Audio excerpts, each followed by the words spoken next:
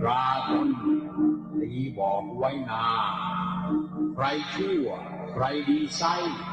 สืบได้ด้วยกรรม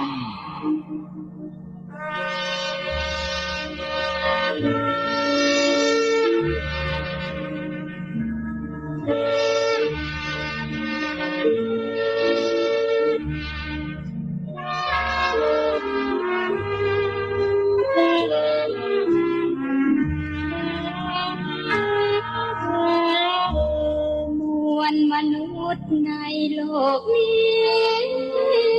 เกิดมาต่างมีบุญกรรมประจำตนใครผู้ดีมีหรือจนมนุษย์ชนไม่อาจหลุดพ้นกันหาขอความนอบน้อมแด่พระรัตนตรัยขอถวายความเคารพพระเถรานุเถระทุกรูปที่กำลังติดตามรับฟังสถานีวิทยุวัดพิษโสภารามขอความสุขความเจริญในธรรมจงมีแก่ญาติโยมสาธุชนคนใจบุญทุกท่านที่กำลังรอคอยติดตามรับฟังเสียงรายการภาษาคนภาษาธรรมในค่ำคืนมื้อนี้ก็เป็นค่ำคืนของวันเสาร์ที่6เดือนมิถุนายนพุทธศักราช2569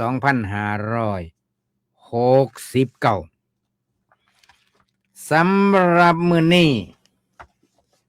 อาตมาภาพพระครูเกษมพิษโสพลก็ได้นัดหมายกับพระอาจารย์พระครูทั้งสองรูปมาเสวนากันในค่ำคืนมื้อนี้ก็ก่อนอื่นสิได้เสวนากันกับ ถวายความเคารพท่านพระอาจารย์พระครูปริยัติยานุการพระครูศรีสุตาลังการทั้งสองรูป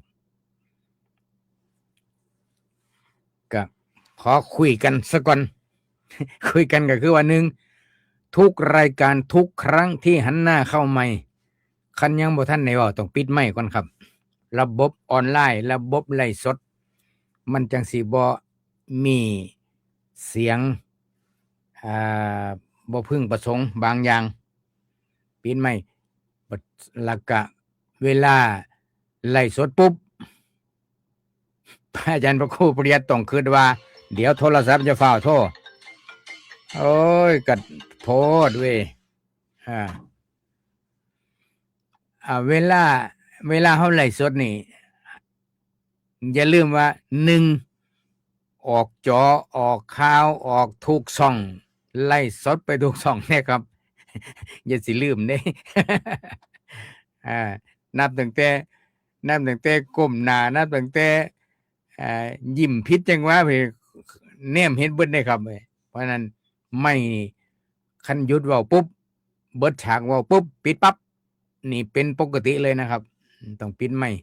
จังสิบ่มีเสียงแทรกบางทีก็เสียงสีกระดาษบางทีก็เสียงใหญ่แก้วน้ำบางทีก็เสียงขี้เมาจังสินะครับมันสิเป็นเสียงกวนผู้ฟังอยู่ทางบ้านครับ ก็เลยออกกันจังซี่ล่ะไม่ออกอย่ามาหัวขวัญก็ใส่กันหน้าดังนี่พะเถอะบ่แม่น เพราะว่ายังกังเว้นก็บ่มีเวลาพ้อกันจักเทื่อต่างองค์ต่างไปก็อาศัยคุยกันตอนนี้เลย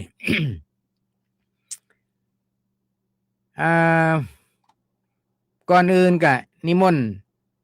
อาจารย์บัดนี้เวลาทักทายผู้ฟังทางบ้าน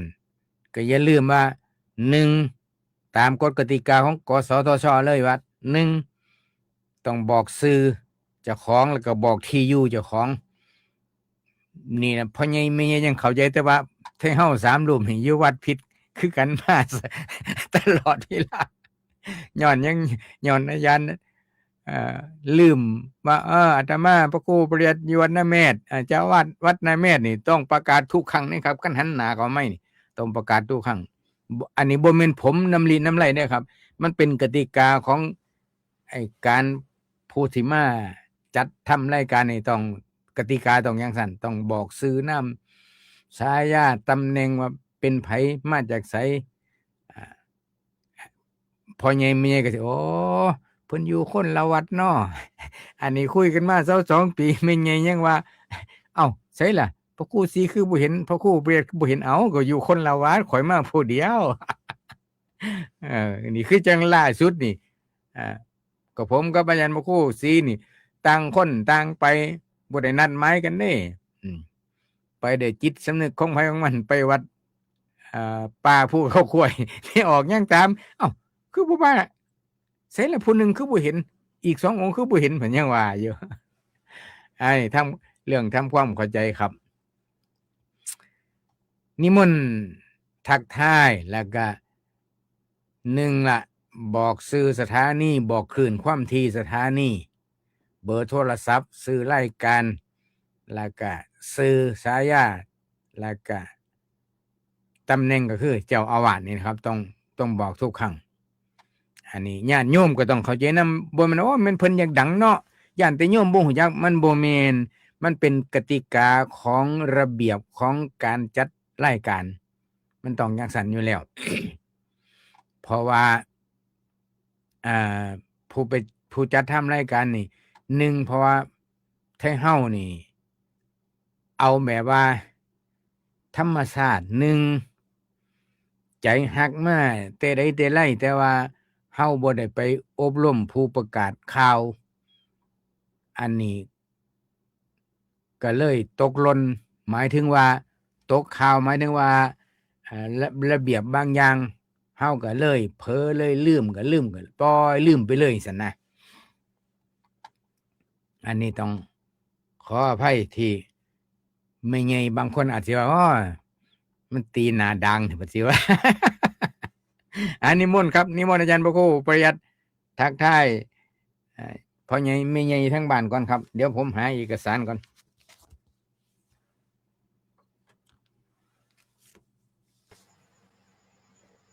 ขอน้อมพระรัตนตรัยกับพระวะพระเถระเถระกับพระวะพระอาจารย์พระครูเกษมปิโสพลผู้อำนวยการสถานีวิทยุวัดปิโสพารามพระวะพระอาจารย์พระครูศรีสุตตารการเจ้าคณะอำเภอเขมราชขอความสุขความเจริญจงมีแก่คุณสอนเพชรตำบันประกาศขอความสุขความเจริญจงมีแก่แฟนรายการภาษาคนภาษาธรรมนำชีวิตที่อยู่ทั้งบ้านทุกท่านทุกคนกับผมมัธรรมภาพพระครูปริยัติยานุการตำแหน่งก็คือเจ้าอาวาสวัดนาแมดแต่ว่าปัจจุบันนี้จำวัดอยู่ที่วัดนาหนองค่ำอันนี้เป็นตำแหน่งเจ้าอาวาสอีกตำแหน่งหนึ่งก็คือเป็นรองเจ้าคณะอำเภอเขมราชก็ได้มาเข้ามารายการแต่แม่นอยู่แต่ก่อนก็บ่ได้บอกอย่างเช่นว่าสถานีบางเทื่อก็แม้แต่เบอร์โทรศัพท์ก็บ่ได้บอกนะครับไม่แต่ว่าอยู่วัดสถานีวัดปิโสพารามอยู่คนละหม่องคนละบอนก็ตามพระอาจารย์เพิ่นบอกนั่นล่ะก็ความเข้าใจของญาติโยมก็คิดว่าอยู่นํกันแต่ว่าต่อไปก็พยายามปรับปรุงเพื่อให้บอกสถานที่ว่าตอนนี้อยู่ไสตำแหน่งหน้าที่อยู่ไสแน่อันนี้เป็นรายการที่เพิ่นแจ้งมาวันนี้ก็ได้เข้ามาในรายการภาษาคนภาษาธรรมนำชีวิตส่วนจะได้เว้าเรื่องใดคุยเรื่องใดสิเป็นแนวใดนั่นก็ขอพบกับอีกรูปหนึ่งผู้จัดรายการร่วมกันขอมนต์ครับขอน้อมต่อพระรัตนตรัยกราบขอรับพระเถระเถระทุกท่านทุกรูปกราบขอรับอาจารย์พระครูเกษมปิโสพลผู้อำนวยการสถานีกราบขอรับอาจารย์พระครูปริยัติยานุการดร.รองเจ้าคณะอำเภอเขมราชขอความเจริญในธรรมแก่เพื่อนสหมิตรทั้งหลายขอเจริญพรญาติโยมสาธุชนทั้งหลายทุกท่านทุกคนที่ติดตามรับฟังรายการภาษาคนภาษาธรรมนำชีวิตที่สถานีวิทยุวัดปิโสพารามตำบลแก่งเหนืออำเภอเขมราชจังหวัดอุบลราชธานี เป็นประจำทุกวันเสาร์วันอาทิตย์ตั้งแต่เวลา2 ทุ่มจนถึง3 ทุ่มกับผมปัตมาภาพพระครูศรีสุตตลังการเจ้าคณะอำเภอเขมราชเจ้าวาดวัดบ้านนาขนันสว่างอารมณ์ตำบลแก่งอำเภอเขมราชแล้วก็มาทำหน้าที่ในการดำเนินการเป็นประจำครับผม ครับขอบพระคุณหลายๆครับ พ่อใหญ่แม่ใหญ่สัดเจนแล้วเนาะวันนี้เนาะเออเพราะว่ามื้อนี้รายการภาษาคนภาษาธรรมประจำวันเสาร์ที่6 เดือนมิถุนายนก่อนอื่นขออนุโมทนาบุญสกลยันแม่ใหญ่เพิ่นนอนหลับก่อนอนุโมทนาบุญก็คือว่าแม่ใหญ่ค่ำเกี่ยวบุตรดีพร้อมลูกสาวคือนางสาวแสงพรแก้วบุตรดีได้มารวมบุญสร้างสถานีวิทยุกระจายเสียงกับพระอาจารย์สรายุทธ 2,000 บาทอันนี้ส่งไปถวายพระอาจารย์สรายุทธเป็นทีเรียบร้อยแล้วเด้อแม่ใหญ่เด้อย่อมืออนุโมทนาสาธุเหลือจังหันแม่ใหญ่เพิ่นกะว่า ถวายเป็นค่าภัตตาหาร300 บาทอีก 1,000 บาทถวายให้พระครูเกษมไปรักษาตาพุ่นนะ ตามั่วนะครับ อันแม่ใหญ่ว่าอันนี้คือความศรัทธาของแม่ใหญ่แม่ใหญ่นี่อายุ90 กว่าปีนะแม่ใหญ่ค่ำเกี่ยวบุตรดีนี่อยู่ที่สปป.ลาวอยู่ทั้งแขวงสะละวัน โอ้ เพิ่นว่า ประมาณ เพิ่นฟังรายการครับเพิ่นฟังวิทยุวัดผิดโสภารามนี่เป็นประจำ ครับ วังบุญกฐินนี่ไม่ใหญ่ก็ทำบุญปีมาตอนนี้ก็มาร่วมสร้างสถานีวิทยุนำพระอาจารย์สรายุทธ สาธุ แม่ใหญ่เพิ่นก็ให้ลูกให้หลานได้ประสานงานแล้วก็ส่งปัจจัยมาก็ขอโมทนานำแม่ใหญ่ค่ำพร้อมทั้งลูกสาวนางสาวแสงพรแก้วบุตรดีจากสปป.ลาวได้รับและก็ดำเนินการให้แม่ใหญ่เป็นทีเรียบร้อยแล้วก็ขอโมทนาสาธุการหลายๆนอกจากนี้ก็ขออนุโมทนาบุญนำสายทานศรัทธาทุกท่านที่มีความเอื้อเฟื้อเพื่อแผ่มื้อนี้ได้ไปเอาบุญได้ครับมื้อนี้ ครับไปทางใด มื้อนี้ได้ไปเอาบุญไปถวายน้ำปานะงานปริวาสกรรมวัดโน่นวัฒนา โอ้สาธุ ก็พอดีไปพ่อไม่ออกบรรณาขนั้นก็เลยย่างไปทักทายเพิ่นในข้าวหนึ่ง ครับ กันพอดีได้แจ้งข่าวเล่าบุญให้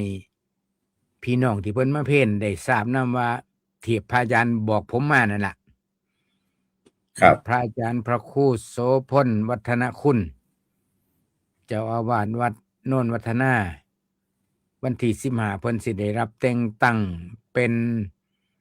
รองเจ้าคณะอำเภอหน้าตาลก็เลยบอก ครับ ข่าวไม่ออกอยู่หันนำ ก่อนอื่นผมว่าเรื่องนี้นิมนต์อาจารย์พระครูศรีได้ปรารภต่างแจ้งข่าวให้ญาติโยมทราบก่อนก็ดีครับ ผมว่าก่อนสิสนทนากันในหัวข้อเรื่องต่อไป ครับผมโดยว่าในเขตอำเภอหน้าตาลจะมีเจ้าคณะอำเภอพระครูโควิดธรรมพิมลแต่ว่า ครับ รองอำเภอยังบ่ทันได้มี ทีนี้เพิ่นก็แสวงหาพระที่มีคุณสมบัติตามหลักแล้วก็คือต้องเป็นตำบลมาก่อนหรือมีพรรษาอายุการมากเป็นผู้มีประสบการณ์เป็นเจ้าอาวาสบัดนี้เพิ่นก็เลือกสรรได้คนที่ได้พระที่เหมาะควรเหมาะสมท ที่ทำงานด้วยแล้วก็เป็นพระที่สังคมด้วยก็ได้รับเลือกพระครูโสพลวัฒนคุณเจ้าวาดวัดนนท์วัฒนาเจ้าคณะตำบลพังเค้นเขต2อำเภอนาตาลในวันที่15เจ้าคณะภาค10พระพรหมวชิโรดมจะเดินทางมามอบในเวลา17 นาฬิกา 18 นาฬิกาประมาณนี้เป็นต้นไปเพราะว่าเมื่อนั้นเพิ่นไปมอบอยู่3แห่งก็คือทางอำเภอน้ำยืนแห่งที่1แห่งที่2ที่เราเสือโกกและแห่งที่3ที่อำเภอนาตาลของวันที่15มิถุนายน2569แล้วก็เดือนมิถุนายนนี่คือว่าเป็นเดือนวันเกิดของพระอาจารย์พระครูโสพลวัฒนคุณเพิ่นจังมีงานปฏิบัติธรรมตั้งแต่วันที่1ถึงวันที่10มิถุนายนแล้วก็ในเดือนวันเกิดเพิ่นก็ได้รับแต่งตั้งในตำแหน่งรองเจ้าคณะอำเภอนาตาลอันนี้คือข่าวดีมาบอกมาแจ้งญาติโยมญาติธรรมให้ได้มีโอกาสเวลาไปมุทิตาสักการะแสดงความยินดีนำเพิ่นโดยว่าพระกว่าจะได้เดินทางมาถึงได้มีตำแหน่งถึงรองอำเภอนี่ต้องได้รับการคัดเลือกคัดสรรทั้งผู้หลักผู้ใหญ่แน่ทั้งคุณสมบัติหน้าที่การงานอายุการพรรษาตำแหน่งทุกอย่างเกิดจากบุญบารมีล้วนๆครับจังได้เดินทางมาถึงตอนนี้ก็แจ้งข่าวไว้ตรงนี้ครับผมเวลาเด้ครับเวลา 18 นาฬิกาครับอ๋อพอเพิ่นไปหลายจุดมาฮอดนี่ค่ำครับภาคเช้านี่อยู่เขตทางอำเภอน้ำเยินภาคบ่ายเราเสือโกกกว่าจะมาฮอดเฮาก็สิค่ำพอดีก็สิได้เลี้ยงแต่น้ำปะนะแต่ว่าภัตตาหารเนี่ยเบิดสิทธิ์เฮาอันนั้นไปกินปลาก็ดีจังว่าเพิ่นเสร็จมาเพิ่นว่านิมนต์หลวงพ่อมาสันน้ำปะนะเด้อวันที่15เพิ่นว่าเวลา 18 นาฬิกาเพิ่นว่าแม่นแหละครับมื้อนี้ไปพ้อกันหัวควนกันอยู่ก็บ่มีภัตตาหารได้แต่น้ำปะนะสำนั้นก็เอาครับครับก็ไปนี่ล่ะไปเห็นหน้าเห็นตาไปถวายกำลังใจกันและกันนี่ล่ะครับเพราะว่าปกติก็เวียกไผเวียกมันก็บ่ค่อยได้เจอหน้าเจอตากันซ้ำแต่เฮา3รูปนี่ล่ะครับไม่ใหญ่คันผู้ใดเบิ่งทั้งจอมือถือนี่ก็นั่งติดกันนี่แหละนี่ สิห่างกันบ่มีหยังนี่จังหอจุ่มกันคือสิว่าบ่อยู่นำกันติแต่ว่าโตเป็นนี่อยู่คนละวัดห่างกัน3 โล 4 โลได้มีไงหามื้อนี้ได้แจ้งข่าวพระอาจารย์พระครูไปให้ทราบแล้วมื้อนี้หัวข้อเรื่องอยากมาชวนพระอาจารย์พระครูนี่คุยความจริงเมื่อคืนนี่รายการสนทนาธรรมนาสารธรรมดีในสำนักปฏิบัติธรรมพระธรรมทูตอยู่ที่ประเทศอังกฤษคุยกันเรื่องทำความดีแล้วได้หยังโอ้ครับผมคุยกันแล้วก็เลยทั้งวิทยุ FM 102เฮาบ่ได้ถ่ายทอดสดก็เลยอยากมาส่วนพระอาจารย์พระครู3รูปเฮานี่โสเลกันเพราะว่าพ่อใหญ่แม่ใหญ่นำชนบทนี่บ่ทันได้ฟังผู้ที่เพิ่นฟังวิทยุ FM นี่ยังบ่ทันได้ฟังว่าหัวข้อเรื่องนี้เรื่องทำความดีนี่เพราะหยังที่คือตั้งว่าจังซั่นก็เพราะว่าหลายผู้หลายคนหลากหลายนานาจิตตังบางคนก็โอ้ยนี่ใจมันเห็นหมู่ไปวัดไปว่าเห็นหมู่ฟังเทศน์ฟังธรรมบางคนก็เนบแนมหมู่โอ้ยมันผู้เจ้าตอนบุญเนาะอีหยังก็ธรรมะอีหยังก็ธรรมะอีหยังก็ธรรมะสิไปลงแต่คันลมพระครู3รูปไม่เด้อจังสินะจังว่าอยากเว้าเรื่องนี้ให้ญาติให้โยมฟังว่าคือคันเฮาทำความเข้าใจได้ว่าทำความดีนี่มันคือแนวใด เพราะว่าบางคนอาจสิบ่ทันหูจักคำว่าดี ดีพ่อหมายถึงว่าหูจักเรื่องดีความดีนี่บ่ทันหลายเปอร์เซ็นต์นะหมายถึงว่าคัดสิอุปมาก็หมายถึงว่าซ้ำคนเฮาสิไปซื้อทองบางคนนี่บ่ฮู้จักได้ว่าทองคำแท้ทองคำปลอมแต่ว่าก็อยากได้ทองคือกัน ไปซื้อมาจักเขาผสมจักเปอร์เซ็นต์ก็บ่จักอีกเพราะหยังเพราะบ่มีความรู้เรื่องทองคำแท้ 100% นี่มันมีบ่หรือว่าเขาเฮ็ดจังได๋เผื่อมันเป็นสำเร็จรูปมานี่มัน 100% จริงบ่ทองคำครับจังสินะอันนี้อุปมาให้ฟังอันนี้ก็คือกันว่า ความดีนี่มันดีจังได๋คันดีแบบใดดีแบบดีอีหลีบ่หรือว่า ดีที่มันถูกใจเฮาซื่อๆคันบ่ถูกใจเฮาดีก็สร้างบ่ดีมันพอมันบ่ถูกใจเฮาคันแนวนี้ก็แสดงว่าหูยักดีบ่แท้จริงจังซั่นนะก็สิมาชวนพระอาจารย์คุยมื้อนี้ก่อนอื่นก็สินิมนต์อาจารย์พระครูปริยัติได้อธิบายขยายความก่อนครับว่าทำความดีแล้วสิได้หยังในมุมมองของพระอาจารย์พระครูปริยัตินิมนต์ครับ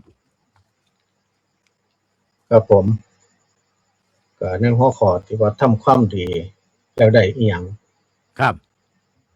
ตามที่สโลแกนที่เพิ่นบอกไว้ได้ยินมาตั้งแต่แรกครับทำดีได้ดีทำชั่วได้ชั่วผมก็ว่าทำดีได้ดีแหละครับผมทำชั่วก็ได้ชั่วแต่ว่าบาดทำดีนั่นมันดีอยู่แต่ว่ามันนานดีทำดีเพื่อสิฮู้ว่ามันดีนี่โอ้ยนานครับบ่คือทำชั่วเด้ทำชั่วทำเดี๋ยวนี้ได้เดี๋ยวนี้เลยแต่ว่าทำดีนั่นนานเพื่อสิปรากฏเพิ่นเทียบก็ว่าคือกันกับดอกกล้วยไม้ครับดอกกล้วยไม้นี่มันออกดอกมันสิออกดอกมันนานกว่ามันจะออกดอกได้เปรียบกับความดีเพื่อมันสิออกดอกได้นี่โอ้ยนานแฮงผลของความดีคือกันครับเพื่อมันสิได้เพื่อสิฮู้จักว่ามันดีได้คนสิฮู้จักโอ้ยใช้ระยะเวลานี่ยาวนานครับจังสิฮู้ว่าดีเพิ่นยังมีคำว่าทำดีน่ะมันดีพุ่นน่ะแต่ถ้ามันดีแล้วมันดีนานทำดีดีอยู่แต่มันนานดีถ้าดีแล้วนี่ดีนานอันนี้คือผลของการทำแต่ความชั่วนี่บาดนี้อาจารย์ตรงกันข้ามเลยครับผมคือพระอาจารย์ว่าเขาสิบ่ว่าขี้ซอบ่ก็ลักษณะคือแนวนั้นล่ะแต่ว่าบ่ได้ซอเด้บ่ได้ซอเด้ครับให้คิดเบิ่งเลือกว่าทำดีนั่นมันดีแต่ว่าถ้ามันดีนานบาดนี้ดีไปตลอดถ้าคนดีเขาถามโอ้ยมันหยังล่ะคือดีแต่ก็สิไล่มาแล้วไล่มามันดีหยังแน่เป็นจังได๋แน่ก็คือซ้ำประวัตินี่ล่ะเพราะฉะนั้นเวลาเพิ่นสิเบิ่งนั่นเบิ่งนี่นี่ประวัติเป็นเรื่องสำคัญเด้ประวัติความเป็นมาสิฮู้ว่าคนนั้นคนนี้ทำดีเป็นคนดีจังซั่นจังซี่นี่อย่าลืมว่าประวัติเด้เขาต้องใส่ประวัติเขาซะก่อนว่าเป็นจังไดจังสิว่าเป็นคนดีสิได้ยกย่องสรรเสริญสิเป็นผู้คนผู้ที่เป็นมีอนุสาวรีย์ให้โอ้มันยาวนานเด้ครับเพื่อสิมันเป็นคนสินับหน้าถือตาได้อย่างพุทธเจ้าของเฮาเนี่ยเพื่อสินำมาเป็นพุทธเจ้านี่ถือว่าสุดยอดแล้วถ้าไล่มาที่บัดนี้4อสงไขยยิ่งเป็นแสนกับผลเพิ่นทำคุณงามความดีมาจังสิมาปรากฏเป็นพุทธเจ้านี่คือทำดีนะมันดีมันนานดีพร้อมแต่ว่าดีแล้วดีนานครับประเภทจังซี่ครับผมแต่ว่าทำชั่วนี่ชั่วเท่านั้นเลยบ่เชื่อก็ลองไปเหยียบหลังเฒ่าคนนึงที่บ้านไปเขี่ยวกอกเข้ามาที่ล่ะทำชั่วนั่นได้รับข้าวเดียวครับทำชั่วนั่นบ่คือทำดีดิโอ้ยเพื่อสิปรากฏนี่บ่แม่นธรรมดาอันนี้เป็นตามสโลแกนที่เพิ่นเว้าครับผม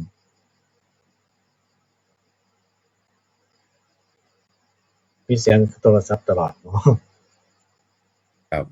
อ อาจารย์บอกไปโหลดค นิ รับ มนต์ รับสา นิ ย มนต์อาจารย์ประพูดนิมนต์อาจารย์ประพูดเสริมครับ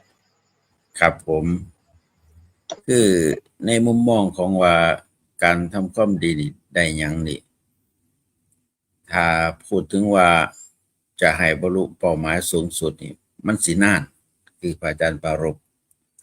แต่ว่าผลของความดีนี่ มันก็ได้หลายระดับ ก็คือทำดีแล้วได้บ่ได้ในปัจจุบัน แต่มันเป็นนามธรรม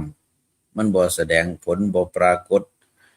โดยว่าตัวนามธรรมนี่เป็นเหตุให้คน มีการได้โจทย์กันถามกันว่าทำดีแล้วทำไมไม่ได้ แต่ที่จริงสิซึมซับในจิตในใจเนี่ยมันมีเช่นว่าเฮาให้ทานนี่การเสียสละในการจาคะในการบริจาคมันต้องเกิดขึ้นได้สามารถข่มความตนีได้สามารถที่จะสลัดอารมณ์แห่งความโลภได้มันเกิดขึ้นได้เกิดขึ้นที่ใจ แต่ว่าคนรอบข้าง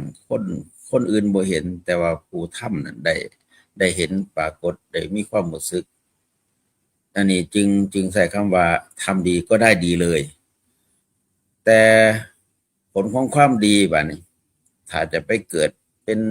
มนุษย์เป็นเทวดาเป็นพรหมผู้อื่นก็บ่ตามไปเห็น ถ้าจะความชั่วถ้ามันมีผลในทางบ่ดีไปเกิดเป็นสัตว์นรกเป็นสุรกายสัตว์เดรัจฉานคนอื่นก็บ่ได้ตามไปเห็น แต่ณปัจจุบันผู้ทำนี่เห็นด้วยความรู้สึกเห็นด้วยจิตด้วยใจของตัวเองนั่นก็ให้เข้าใจว่าความดีทำแล้วมันดี แต่ที่พระอาจารย์ปรารภว่าแต่มันดีนานหรือว่ามันนานดีนั่นความหมายตัวนั้นคือเฮ็ดจังได๋สิ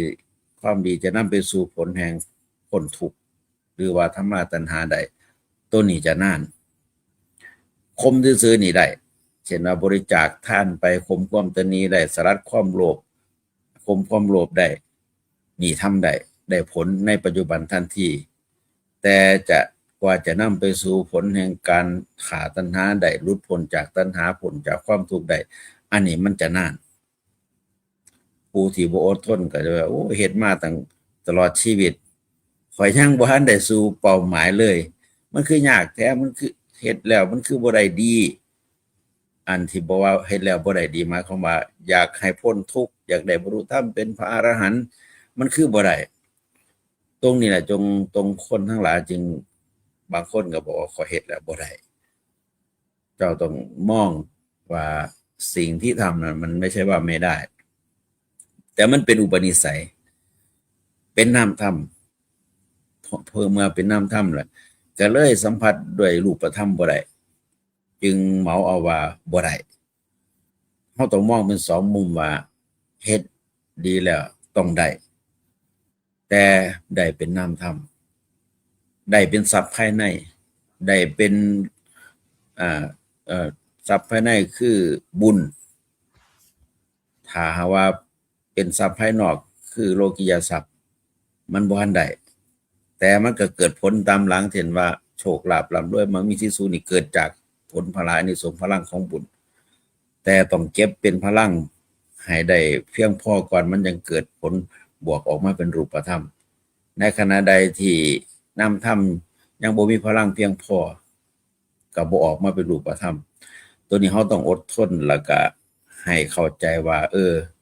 ความดียังบ่สมบูรณ์ซ้ำเฮาบ่มกล้วยเอาบ่มกล้วยนี่มันเริ่ม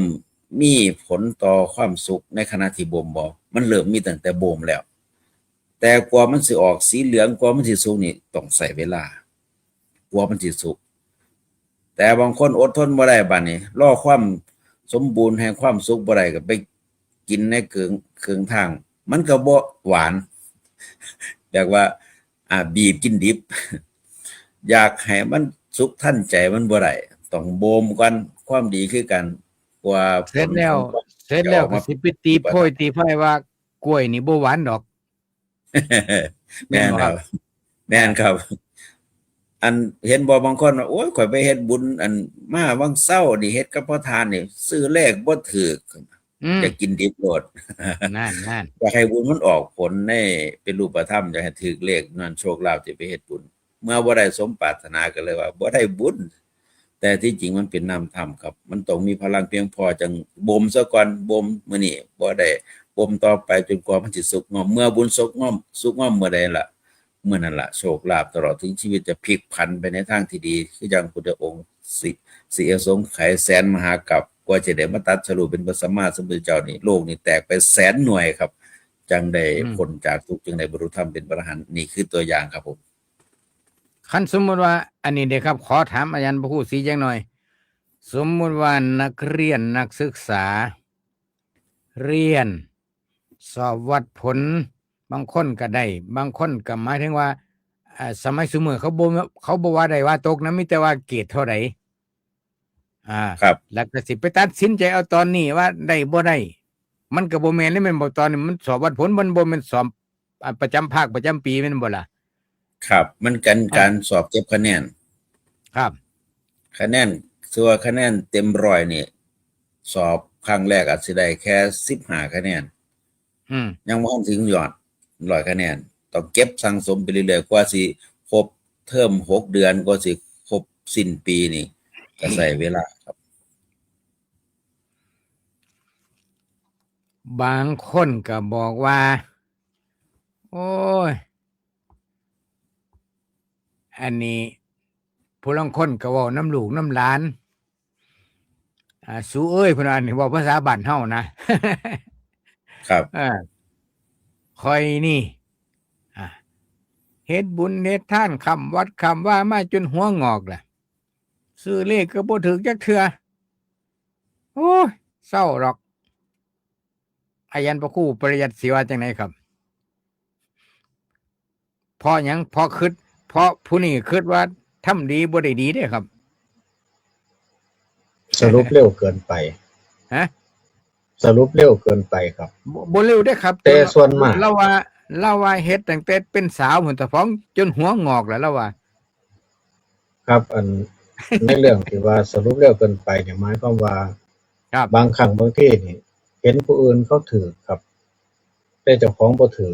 อย่าลืมว่าผู้เขาถือมานั้นเขาทำบุญมาแต่ภพก่อนชาติก่อนแต่ปางก่อนเด้เขาได้มาแต่ก่อนพุ่นเขามีมาแต่ก่อนพุ่นเขาสั่งสมไว้เขาสร้างเหตุปัจจัยไว้แต่ชาติก่อนพุ่นแม่นครับเขาสร้างเหตุสร้างปัจจัยไว้แต่ก่อนบัดเฮาสิมาเฮ็ดปุ๊บปั๊บนี่เหตุกับผลมันบ่สมกันมันก็บ่ได้บางคนนี่ทำบุญ20 บาทแต่ว่าจะถูกรางวัลที่1โอ้มันก็ค่าก็บ่ได้เกินควรโพดมันบ่เป็นธรรมดาทำ100ก็อยากรางวัลที่1ก็เกินไปอยู่แล้วเป็นจังได๋บัดนี้แล้วก็จะครบส่ำใดเหตุผลก็ได้บัดนี้จะครบไตเหตุที่บ่ครบบ่จักแล้วก็ผู้รับทานเฮาก็จักเพิ่นมีบุญอานิสงส์หลายปานใดบ่จักแต่ผู้เพิ่นได้ในภพนี้ชาตินี้อย่าลืมว่าเพิ่นสั่งสมมานานแล้วบุญเพิ่นมาฮอดแล้ว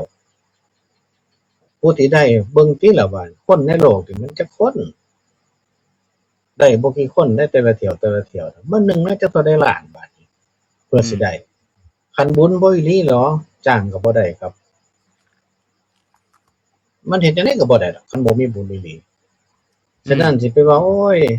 ข้อยไปเฮ็ดบุญนำวัดนั่นวัดนี้เฮ็ดมาตั้งแต่ข้าวเป็นสาวเป็นจนเฒ่าก็บ่ถือรางวัลที่1นำเพิ่นมันก็แม่นนั่นแหละเพราะว่าเฮาแต่ก่อนบ่ได้เฮ็ดมาเฮ็ดแต่ภพนี้ชาตินี้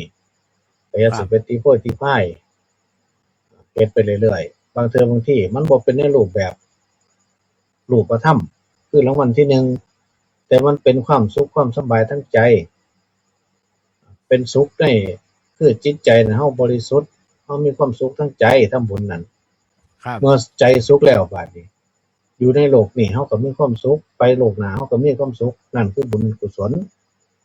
อาจสิเป็นได้ในภพหน้าพุ่นล่ะจังสิได้เช่นว่าทำบุญแล้วเกิดมาในภพหน้าชาติหน้าเฮาก็สิไปสู่ตระกูลนั้นดีครับเป็นสัมมาทิฏฐิมีทรัพย์สมบัติรอไว้ถือว่าซั่นก็มีผู้ให้มาทีหลังจังซี่นะมันต้องการสั่งสมบุญกุศลนี่มันบ่แม่นเรื่องง่ายๆเลยครับเอาบาดยกตัวอย่างว่ารูปธรรมที่มันจะเกิดขึ้นคือรางวัลตอบแทนบ่ได้ยกหยังหรอกครับยกซ้ำว่าร่วมเกียรตินี่บอกว่าทำบุญ20 บาทจะได้6 ล้านแล้วว่ามันก็บ่ได้แหละเนาะ มันก็บ่สมเหตุสมผลคันผู้ทำบุญไว้อีหลีได้ครับผู้ทำบุญพร้อมแล้วได้อยู่บ่ว่ากันบาดนี้สิ่งตอบแทนอย่างเช่นว่าผู้ที่ฝึกฝนอบรมตนเองอย่างเช่นที่เรียนหนังสือก็ดีเพื่อสิจบเพื่อสิได้รับรางวัลเพื่อสิได้เป็นข้าราชการต่างๆนั่นโอ้ก็ฟันฝ่าอุปสรรคบ่แม่นน้อยเด้จังสิได้ตำแหน่งจังสิได้ยศถาบรรดาศักดิ์มาอีกอย่างหนึ่งบาดผู้ที่ได้ก็คือนักกีฬานี่ยกตัวอย่างนักมวยที่ไปชกอยู่ต่างประเทศเพื่อสิได้รางวัลเพื่อสิได้เป็นนักกีฬาเพื่อสิได้เหรียญนั่นนี่มานี่เอาชีวิตแลกเอาเด้ฝึกฝนอบรมตั้งแต่ซ้อมนี่ติก็เอาชีวิตเป็นเดิมพันอดทนอยู่หั่นเจ็บปวดหยังก็อยู่หั่นบ่ยอมเมื่อไปได้มาแล้วบัดบุญมาภาระมีก็จังสิมีผู้เพิ่นใจดีมอบตำแหน่งให้รางวัลเป็นเงินเป็นทองแล้วก็บางคนก็ได้รับเป็นข้าราชการตามความสามารถบางเทื่อก็เป็นทหารบ้างบางเทื่อก็เป็นตำรวจบ้างบางเทื่อก็เป็นครูเป็นอาจารย์บ้างเมื่อตายไปบางคนก็มีอนุสาวรีย์พร้อมถูกเด้นี่คือมันเป็นคุณธรรมที่เกิดขึ้นเป็นรูปธรรมบ้างเป็นนามธรรมบ้างผสมผสานกันไปบ่ว่าสิได้โลดได้นั่นนี่คือคุณงามความดีที่มันจะเกิดขึ้นเพื่อมันสิสุกงอมนี่โอ้มันใช้เวลานานครับจำอาจารย์พระครูศรีว่าบ่มหมกใหม่บ่มผลไม้นี่แหละ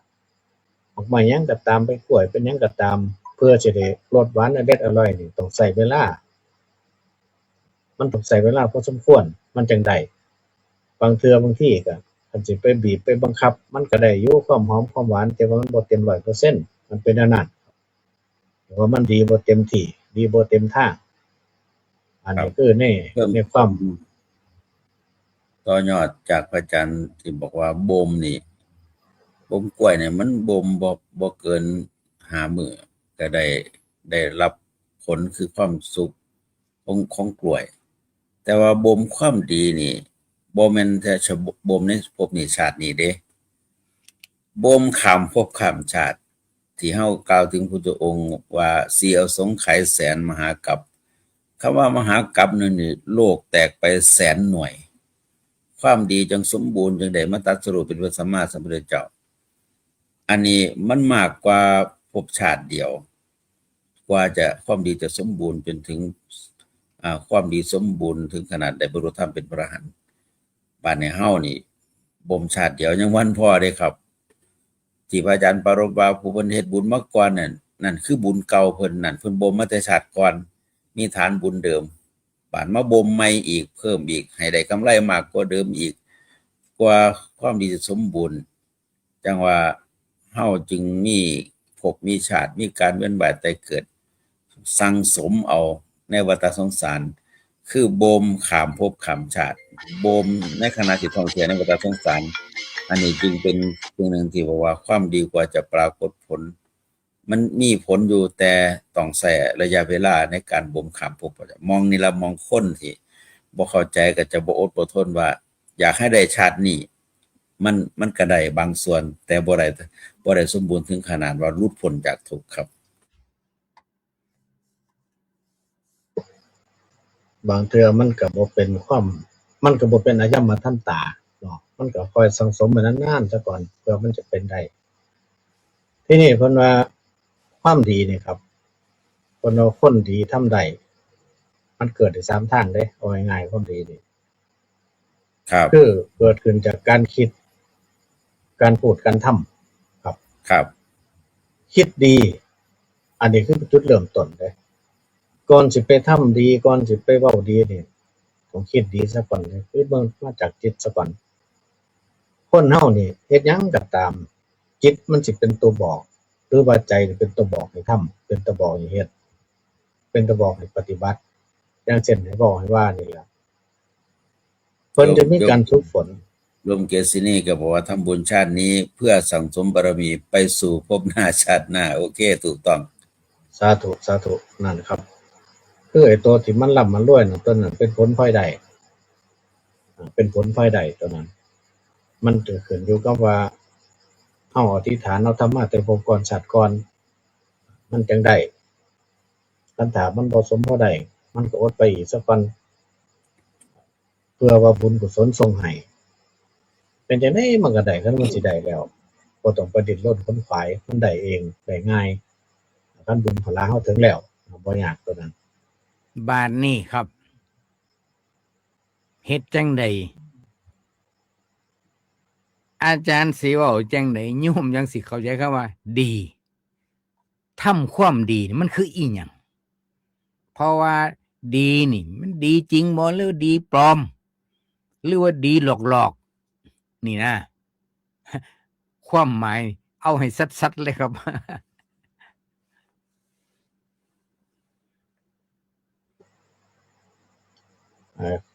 การว่าความดีหรือว่าดีนี่ผู้บ่รู้จักก็สิไปตีว่าสิเป็นรูปสมบัติ หรือว่าเป็นรูปมาทำในความดีหรือบางคนไปคิดว่าเป็นนามธรรมมันเป็นได้ทั้งสองอย่างครับความดีนี่เป็นรูปธรรมก็ได้เป็นนามธรรมก็ได้ก็คือเอาง่ายๆว่าสิ่งใดก็ตามที่ผู้ใดทำแล้วมันเป็นผลที่พึงปรารถนานั่นคือความดีคือทำไปแล้วผู้อื่นก็ยินดีปรีดานำนั่นเป็นความดีเว้าไปแล้วคิดไปแล้วผู้อื่นยินดีปรีดานำเป็นความดีผู้อื่นได้ยินแล้วก็เป็นบุญเป็นกุศลเป็นความดีถ้าเฮาเว้าไปแล้วเฮาทำไปแล้วผู้อื่นเดือดร้อนผู้อื่นมีความทุกข์นั่นบ่แม่นความดีฉะนั้นดีนี่หนึ่งมันเป็นสุขแก่ผู้อยู่ใกล้ชิดผู้อยู่ใกล้เฮาก็สุขตัวเฮาก็มีความสุขนั่นเป็นความดีแต่คันถ้าว่าเว้าไปแล้วบาดนี้ผู้อยู่รอบข้างก็ทุกข์เฮาผู้เว้าก็ทุกข์ อันนั้นบ่แม่นความดีเด้ครับ ผมเคยบอกกับเด็กน้อยติดยาเด็กน้อยติดยานี่ว่าเป็นหยังเจ้าคือไปเฮ็ดบักหลาเจ้าเป็นหยังคือไปสูบ ครับ หมู่มันขอให้เฮ็ดบัดหมู่มันขอให้สูบบัดนั้นโอ้ยน้อเจ้าจะแม่นไปมักหมู่ไปฟังเสือฟังหมูบ่ลิตนพ่อลิตนแม่บ่แต่ว่าบ่จักว่าลิตนหรือบ่ลิตนแต่ว่าหมู่มันท่ามันให้ร้องก็เลยร้องนำหมู่ว่าซั่นเลยไปนำหมู่ก็เลยว่าโอ้นี่บักหลาเจ้าเฮ็ดแนวนั้นมันบ่ถูกเบิ่งดูพ่อแม่เจ้านั่งอยู่เรือนพู้นได้ยินข่าวลูกติดยานี่น้ำตานี่ไหลส่ง2คนพ่อแม่บ่ได้เอายาป้อนเจ้าเด้แต่น้อยเท่าใหญ่เจ้าไปหาเฮ็ดเองเจ้าจังได้รับความทุกข์ความนั่นคือคุมื้อนี่ล่ะเจ้าเฮ็ดเองเจ้าเด้พ่อแม่บ่ได้ป้อนให้จักเทื่อเลยแนวบ่ดีแนวที่เอาใส่ปากแล้วลูกเจ็บปวดลูกทุกข์ลูกยากพ่อแม่บ่ให้ใกล้เลยแนวใดดีแนวใดแซ่บสิ้นตอนหน้าปลาตอนใหญ่พ่อแม่เอามาให้เบิดแต่เจ้าคือหยังคือเฮ็ดแนวนั้นเฮ็ดแล้วบ่นว่าเจ้าทุกข์ผู้เดียวเด้ว่าพ่อแม่แฮ่งทุกข์กว่าเจ้าให้คิดเบิ่งว่าแนวใดมันดีก็เฮ็ดเอาถ้าเจ้ามักแนวนั้นมันบ่แม่นทุกข์แต่เจ้าเด้ตกนรกบ่แม่นตกแต่เจ้าเด้พ่อแม่พุ่นตกนำเด้เจ้าสิดึงพ่อแม่ลงนรกบ่เจ้าบ่ย้านบาปบ่ฉะนั้นให้คิดซะก่อนเฮ็ดหยังก็ได้บางคนก็คิดได้ครับบางคนก็คือเก่าเพราะว่าสมองมึงแนวคิดแล้ว อ๋อ มันเป็นถึงขนาดนั้นเด้จนบางเทื่อบางทีตัดพ่อตัดลูกเด้ตัดแม่ตัดลูกเด้พวกไปเสพแนวนั้นเพราะว่าสมองมันบ่คิดแล้วนะ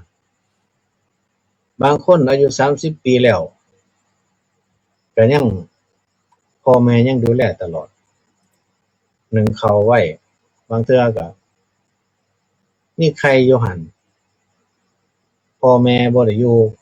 แทนที่ว่าสิไปต้มไข่ไปทอดไข่ไปเฮ็ดหยังกินเองก็เฮ็ดบ่เป็นเฮ็ดเป็นอย่างเดียวคือเสพสิ่งเสพติดโอ้สมอนำเสื้อผ้าหน้าแพร่แม่เป็นผู้ซักให้บัดนี้อายุมัน30ปีแล้วเรื่องการเรื่องงานแนวอื่นบ่มีทางครับตื่นขึ้นมาก็กินแล้วก็นอนแต่ว่าค่ำมาเขาก็ไปหาเลาะเป็นแนวนั้น รื่องการเรื่องงานบ่สนอันนี้มันบ่แม่นคนละได้บาดนี่มันเป็นแนวนั้นนั่นแหละคือผู้ใดที่เฮ็ดแนวใดๆเฮ็ดแนวนั้นมันบ่ดีแล้วตัวเองก็บ่ได้ดีดอกพ่อแม่อยู่ข้างก็บ่มีความดีเกิดขึ้นดอกมีแต่ความทุกข์ในโลกนี้ก็คือทุกข์นำลูกเพิ่นว่าตกนรกนำลูกได้นั่นอุตตนรกได้นั่น ครับ แต่ว่านั่นคือความบ่ดีครับ เอา อันนี้ 4 นาที เราไปเห็น สุดท้ายนิมนต์อาจารย์พระครูศรีครับเฮ็ดจังไหนโยมจังสิฮู้จักคำว่าทำความดี เอาให้สัดๆครับ3 นาที ครับคือตัวกายวาจาใจนี่เป็นอุปกรณ์ในการสร้างความดีเช่นว่าคิดเพราะคิดในทางที่ดีแล้วมันก็จะนำมาสู่การพูดการกระทำเพิ่นจึงบอกว่าวิธีการทำบุญก็คือว่าทำดีด้วยกายวาจาใจแต่ที่จริงคือเริ่มจากใจใจมันนำไปสู่ความดีเช่นอยากให้ทานอยากรักษาศีลอยากเจริญภาวนาในขณะที่เฮากำลังเจริญภาวนาอยู่นั่นบัดสิ่งที่บ่ดีมันก็สิมารบกวนคือตัณหามันมีในใจทั้งลูกเสียงกิเลสก็มีเหยื่อมาล่อพอเฮาไปติดหรือว่าไปปฏิบัติในทางที่บ่ดีมันก็เป็นลดทอนความบ่ดีลงบ่แม่นเฮ็ดดีแล้วสิจบเทื่อเดียวแล้วก็เจริญงอกงามคือกันกับเฮาปลูกต้นไม้กำลังสิงามมันไปฮ้อนกินมันลงกว่ามันสิใหญ่เติบโตอีกบัดนี้เฮาก็ใช้เวลาความดีคือกันเฮาเฮ็ดด้วยใจด้วยวาจาด้วยกายเฮาก็เฮ็ดดีไปแล้วบัดนี้ข้อสิ่งบ่ดีตัณหามาครอบงำอดต่อแรงตัณหาบ่ได้ก็ไปเฮ็ดชั่วมันก็ลดทอนความดีลงกว่าจังว่ามันบ่ไปฮอดเป้าหมายได้โดยเร็วคือขึ้นก็ไม่กำลังสิฮอดงาเข้ามันถอยลงมาก็เฮ็ดใหม่อีกแต่ว่าเวลาเฮ็ดความดีถึงระวังสิ่งที่บ่ดีนำบ่ให้มันมาแทรกบ่ให้เว้าบ่ดีบ่ให้ทำบ่ดีบ่ให้คิดบ่ดีถ้าได้ปรุงแต่งในทางดีแล้วก็พยายามเว้าให้ดีแล้วก็ทำให้ดีเพื่อบ่ให้มันถดถอยบ่ให้ความดีมันลดราคาลงบ่ลดค่าลงนี่จึงเป็นส่วนหนึ่งที่หลายๆคนว่าคือบ่ฮอดจักเทื่อก็ย้อนว่าสิ่งบ่ดีก็มาแทรกเฮาก็ไปทำสิ่งบ่ดีนำตัวนี้จึงต้องเข้าใจตัวนี้นำครับผมครับเอาญาติโยมผู้ฟังอยู่ทางบ้าน คงสิเข้าใจได้แหล้วเนาะว่าการทำความดีคันสิทำความดีลักษณะคือลือสีปลูกไม้ปลูกต้นไม้แต่ว่าเพิ่นมีบริวารคือลิงเมื่อหนึ่งฤาษีเพิ่นบ่อยู่เพิ่นสิไปธุระป่าปังในเมืองก็เลยสั่งหัวหน้าลิงไว้เบิ่งต้นไม้ให้หลวงพ่อเด้อฤาษีเพิ่นก็สั่งลิงก็เอาใจใส่รับปากรับคำสิหดให้ก็หดน้ำให้อยู่มามื้อนึงหลวงพ่อฤาษียังบ่ทันกลับสำนักหัวหน้าลิงก็เลยว่าซั่นหดน้ำเสมอน้ำมันซึมลงไปฮอดไสลกเบิ่งนี่ครับลองลกกกไม้เบิ่ง โอ้มันซึมลงไปฮอดหากมันอยู่ตัวนั้นก็ฝังไว้คือเก่าครับสุดท้ายฮอดมื้อฤาษีกลับสำนักมากกไม้ตายเบิด โยมก็นี่คืออาจารย์พระครูศรีเพิ่นเว้าไปเมื่อกี้นี่มันสิเข้าข่ายจังซี่ได้โยมแท้เฮากับพากันทำบุญอยู่บางทีก็ได้แต่ว่าไปเฮ็ดแนวมันเป็นบ่เป็นบุญบัดประเทศหลายกว่าหั่นฝากให้โยมคิดนะเรื่องนี้ยังบ่ทันจบนะโยมนะมื้ออื่นวันอาทิตย์ยังสิมาโสเลกันต่อเพราะว่ามันหลายมุมมองเอามื้อนี้ค่ำคืนมื้อนี้รายการพระสกลพระธรรมนำชีวิตเบิดเวลาพอดีก็ขออนุโมทนาขอบคุณพระอาจารย์ทั้ง2รูปขออนุโมทนาศรัทธาญาติโยมผู้ติดตามรับชมรับฟังอนุโมทนาบุญสู่ขู่สู่คนขอเจริญพร ฟังธรรมะกับสาระดีๆ FM 102.75 เมกะเฮิรตซ์กัมมุนาวัตตีโลโก